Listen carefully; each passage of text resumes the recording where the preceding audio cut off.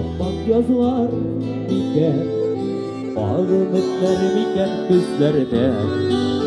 Aklık üzüle, aklık üzüle bükken, ömür özünün düşlerde, ak güllerde.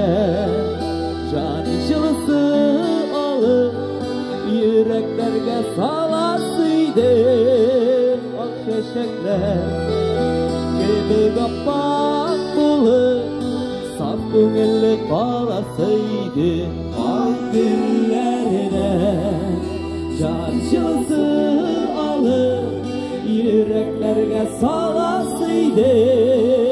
Ak şeşekler gibi kapak bulup, saf köngüllü kalasıydı. Yaşav digen tatlı sizge sıygan, sır aşkışı fayda kim bilen. Tankı günden güya bizden ömür, çıkkamşısı bulup tügüler ak güllerde. Can jılısı alıp, yüreklerge salasıydı. Ak şeşekler gibi kapak bulup, saf köngüllü kalasıydı.